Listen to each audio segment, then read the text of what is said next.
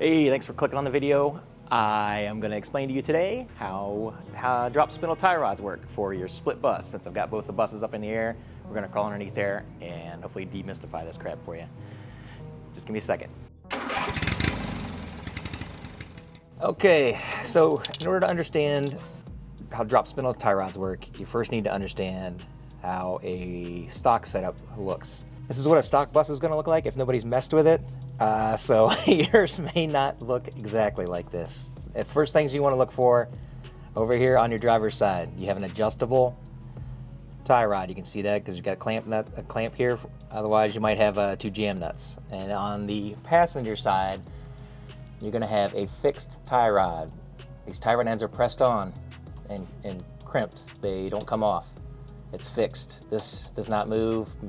Doesn't get longer or shorter. And also note, in the middle here, they go up through the bottom where they attach to your swing lever. And at the spindle, I'll do it over here since this is closer. At the spindle, notice that they come and attach through the top. They mount from the top and go down your nuts on the bottom. And now we're going to go over and take a look and see what these look like on a dropped bus that has drop spindles that I did.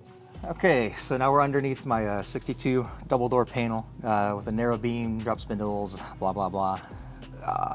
This is what you're going to be looking for when you get your spindles.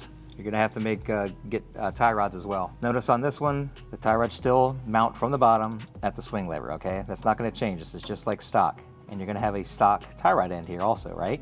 Because this stays stock too. Nothing changes here other than this tie rod over here. More on that in a second. This tie rod is going to be adjustable. Same length as a stock one. You don't have to narrow it or anything unless you have a narrow beam. The important part is over here at the spindle. Keep watching and I'm going to show you on a diagram what's going on here as far as why this gets flipped or why you need a bay one instead of a split one anymore. Your tie rod is going to mount from underneath and attach to the spindle. The reason that's done is because, take a look at this tie rod. If it was mounted at the top, it would hit the frame, no doubt, right? I mean, come on, this thing's up in the air and it's somewhat close. I mean, you'd be hitting right here if it was just up in the air. So the reason you flip them is so that your tie rod doesn't hit your frame. I'll explain in a minute here why you need a bay one and not a split one, and if you have split ones that are mounted upside down, why you got a hack job spindle. But you need two adjustable ones because over on this side you can't just flip a fixed tie rod. You need to have one that's adjustable so that it can be mounted underneath here on both, just like on the other side. Pay no attention to this rigged up job. Don't judge me. Anyhow, so like I say in my instructions, for drop spindle tie rods, two adjustable tie rods, 1, 2, with split inners, split on the inside, and bay outers out here. How do you do that? Well, you can buy a new split tie rod, a driver's side that's adjustable, okay? That gives you an adjustable tie rod and it has two split ends. And then you buy a bay window adjustable driver's side, and that gives you another adjustable tie rod with two bay ends. Then all you have to do is swap the ends around. So you end up with a split on the inside and a bay on the outside. Your bay tie rod may be longer. If it is, which it technically should be, I've seen them, it's ridiculous how much they fluctuate in length. I've seen them 3 inches longer than stock, but your bay tie rod you may have to shorten to the length of your stock split adjustable tie rod. That's the only thing that you may run into there. And when you do that, just cut off the end. That's a right-hand thread and tap it. It's M14 by 1.5. It's the same as your lug nuts. You should have that tap in your toolbox anyhow. If you need to buy one, buy it. Another thing to note while we're underneath here, just that the other bus, the stock one, had that clamp style. This has the double nut style. If you get some tie rods that just have one nut on there, your dude cheaped out on you. That's basically the story there. You should have two jam nuts. They're jam nuts. They call them that so that they can jam up against each other. And then this stays fixed. It's not going to move. Let's go over to the bench and I'll show you why you need to have bay ends here and not just a flip split end. So here's a stock spindle. This is the normal stock end. Here is a split bus tie rod. Normally that mounts through the top, right? This is a little drawing of it. This is a cross section.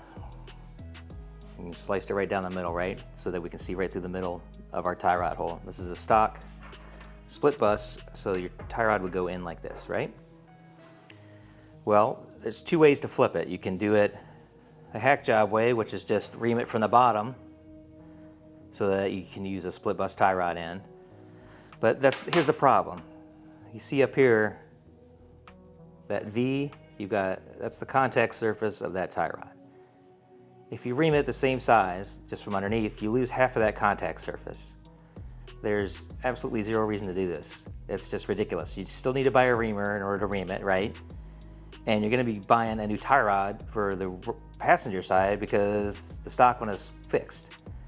The only reason to do this is if you're too cheap to buy the reamer and you end up cutting and welding the fixed side or something like that, which is, it's just half-assed. Don't do it, guys. There's no reason to do it. There's a right way and a wrong way to do things. Do it the right way. It's not that much harder to do things right the first time. And that way I don't have to fix it when it comes to me. But this is the correct way of doing it with a bay end. Okay, so now you've got a bay end that comes up through the bottom. It's reamed. You got full surface area contact on your tie rod. You're not half-assing anything. Here's just to put them together so you can kind of get an idea of the difference between the two. The bay is quite a bit bigger. And technically the small end of this one is as big as the large end of this one, which allows you to ream it and get that full contact surface, which is what you want because that's the right way to do things. So if you got anything out of this video, please give me a like. That really does a ton. It really helps out other people see what's going on here and hopefully help them to understand what's happening with their bus. If you guys got questions, let me know. I'm always here for you. Shoot them down in the comments, email me, whatever. And hope to see you out at the next show later on. Bye.